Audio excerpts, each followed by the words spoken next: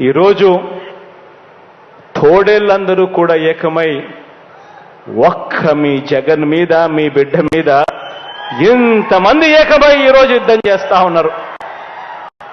ఆలోచన చేయమని అడుగుతా ఉన్నా. ఈరోజు చంద్రబాబుకి కానీ, దత్తపుత్రుడికి కానీ వీళ్ళెవ్వరికీ కూడా ఒంటరిగా పోటీ చేసే సత్తా వీళ్ళిద్దరిలో ఎవరికీ లేదు. కారణం, ప్రజలకు మంచి చేసిన చరిత్ర వీరికి లేదు కాబట్టి వీళ్లకు అన్ని చోట్ల పోటీ చేసే సత్తా లేదు. ఈరోజు అందుకే వీళ్ళందరూ కూడా నమ్ముకున్నది ఏమిటి అనంటే వంచనను, మోసాన్ని ఈరోజు వీళ్ళందరూ నమ్ముకుంటా ఉన్నారు.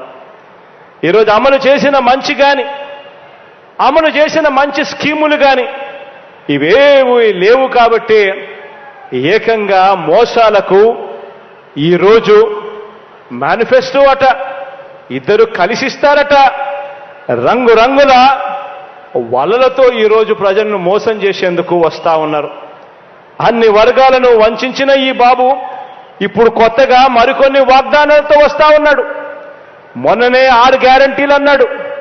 అందరితో కూడా సరిపోదు, జగన్ను ఢీకొట్టలేము అని వాళ్ళంతటి వాళ్ళే ఆలోచన చేసుకొని ఈసారి ఉమ్మడి మేనిఫెస్టో అని చెప్పి మళ్ళీ ప్రజలను మోసం చేసేందుకు బయలుదేరారు. ప్రతి ఇంటికి కేజీ బంగారం ఇస్తారట, ప్రతి ఇంటికి ఒక బెంజ్ కారు కొనిస్తారట. ఆలోచన చేయమని అడుగుతా ఉన్నా. ఇలాంటి వారిని నమ్మచ్చా అని చెప్పి ఆలోచన చేయమని కోరుతా ఉన్నా. ఇలాంటి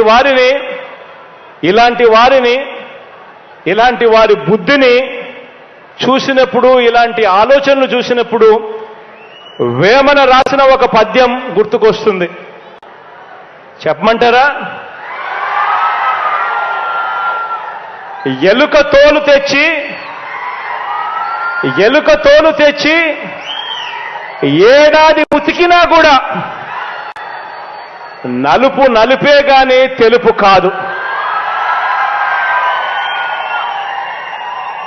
కొయ్య బొమ్మను తెచ్చి కొట్టినా కూడా అది పలుకునా అంజే వేమన విశ్వదాభిరామ వినురవేమ అని చెప్పి అప్పట్లో ఇలాంటి వారి గురించి వేమన స్వామి వారు మాట్లాడారు. నిజంగా అడుగుతా ఉన్నా, వీరి బుద్ధి ఎలాంటిదో గమనించమని అడుగుతా ఉన్నా. ఇలాంటి వారికి, మిమ్మల్ని అందరినీ కూడా ఇలాంటి వారితో అప్రమత్తంగా ఉండమని కోరుతా ఉన్నా. మా వీడియో మీకు నచ్చినట్లయితే please like, share and subscribe.